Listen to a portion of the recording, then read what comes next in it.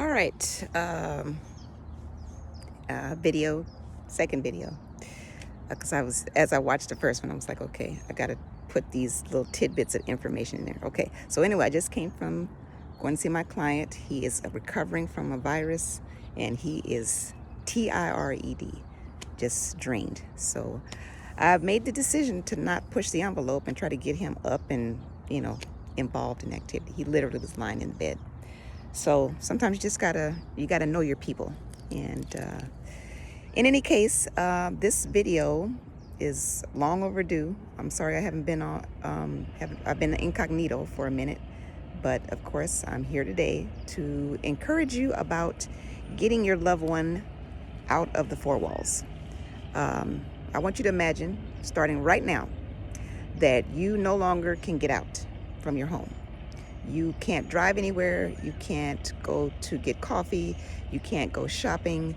You can't go to the movies. You can't have lunch with friends. You can't go to church.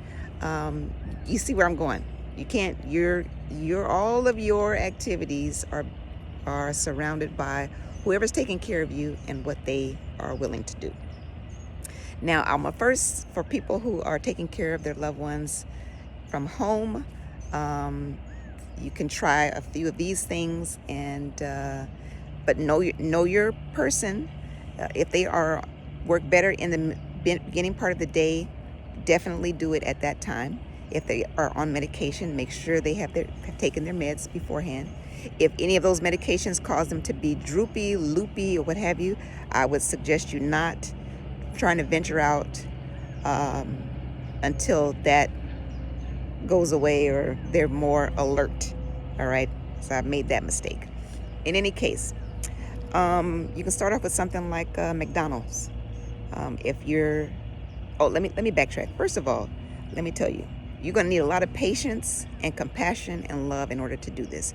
If you are not a patient person, this is not going to work, because you have to be able to pause, recognize that whatever their need is, not get drawn into getting frustrated if they get frustrated and all that. So these outings you have to have full of patience, full of compassion, and some empathy if it was you kind of thinking, and a whole lot of love. I know it's a lot, but those are key ingredients to making this work. A lot of smiling, because frowning and looking all upset, they read that and translate that energy. Okay, so now that we've established that, you can take them to McDonald's or wherever they used to go, fast food. We'll start with that. My dad loved McDonald's and all of that good stuff, KFC and a couple of other places. So I would put him in the car, drive to McDonald's. We'd get out, we'd order 2 chocolate sundaes, fudge sundaes, sit at the table, enjoy our sundae, and watch the people go by. And I would always sit at a place where he could look out the window and watch, the world go by. A lot of it revolved around food. I'm sorry if you're not into that, but I'm just sharing with you what we did. So Starbucks, because my dad drank coffee and enjoyed coffee. Take him to Starbucks, get a beverage, and sit and watch. He enjoyed that. I also would take my dad, pick him up to take him to church on Sunday. So I had a great caregiver who would make sure he was ready to go, and we'd get to church, and he would really enjoy being at church like he used to do. And then we'd go for walks. I would drive him to the senior center on Fridays. They served lunch. You could buy lunch for like $2. So we'd sit, have lunch and have all the other people around us. And then afterwards they played bingo. Sometimes we stayed for bingo, sometimes we didn't. But I tried to keep him active and get him out of that dark, dingy environment that he was in when he was in his first memory care situation. So kind of base maybe your outings on something your loved one may have been into before, that might resonate better. But try new places. I would sometimes just put my dad in the car. We'd go for a drive, just drive around for about 20 25 minutes. Let them feel like, hey, I'm in the car, we're driving, we're seeing things, we're out, we're doing something. When I tell you, it makes a world of difference. Okay.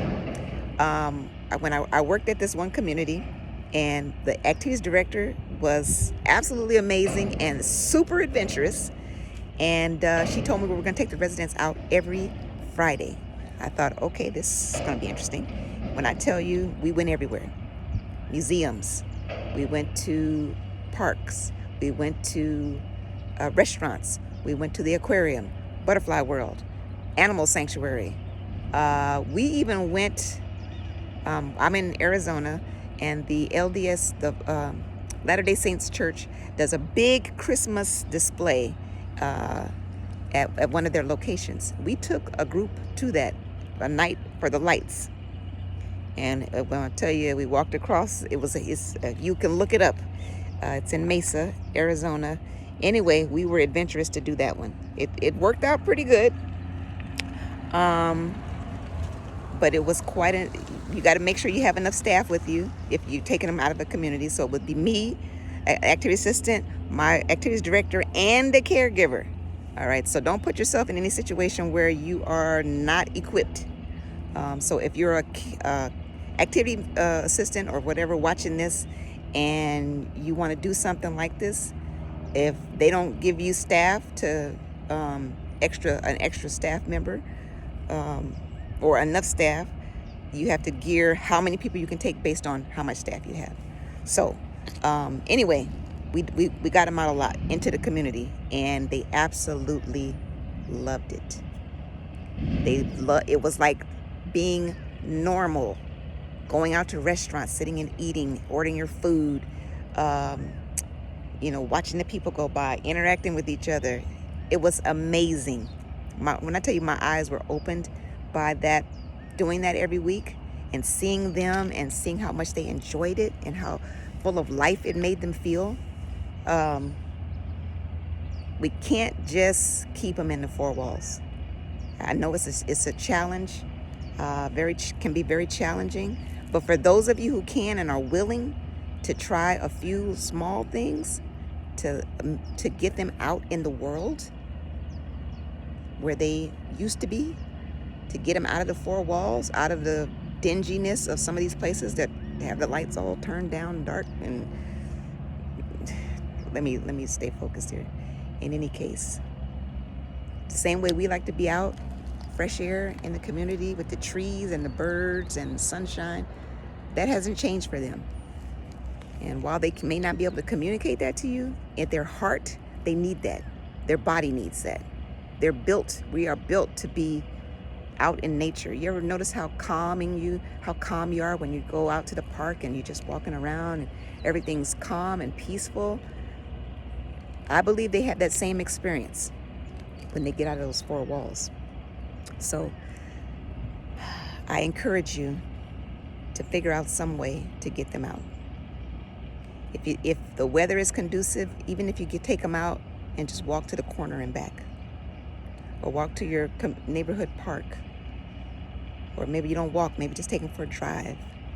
But step out of the box. You might be shocked.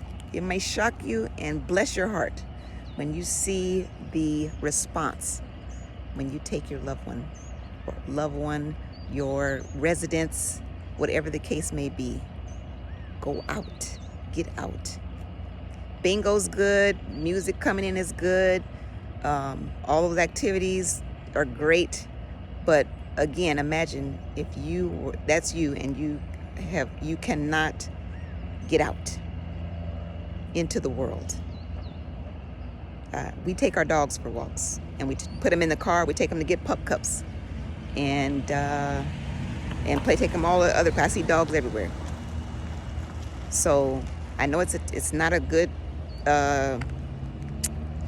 exchange, but I'm just saying they need to get out. So map it out, call ahead of time, find out, wheelchair accessibility, walker accessibility, tell them you're bringing a memory care person, If you're going to a restaurant, I advise you, if you're taking a group, to look at the menu ahead of time and have take their orders before you get to the restaurant. Because when they get that menu in front of them, and there's a gazillion things on there, when I tell you that it's a thing. But when I started giving them a choice of a beef plate, a chicken plate, or a fish plate, it worked wonders. So plan ahead. You may even have to go look at the place yourself before you get there to see, can we get in here or not? Is it too tight, too crowded? Is the time of day we're going there's slower time, or is it super busy? Call ahead, check, and so that may you try to make the best situation. All right, it's a lot of details, and sometimes I would forget some minor details, and we'd get there and it'd be like, oh my gosh. But we work it out and make it work. But learn from my mistakes. Get the details. Talk to the managers of these restaurants and tell them what you're trying to do, so that they're prepared when you get there. Alzheimer's Association, you can have you can get these cards from them that you can hand to people when you take your loved one out at a restaurant or whatever, and it tells them that the person that's with you has dementia. If hopefully that person will, that will resonate in their mind. Okay, I have to do this a little differently. It may not, because not everybody knows how to deal with people with dementia. That's a whole nother subject.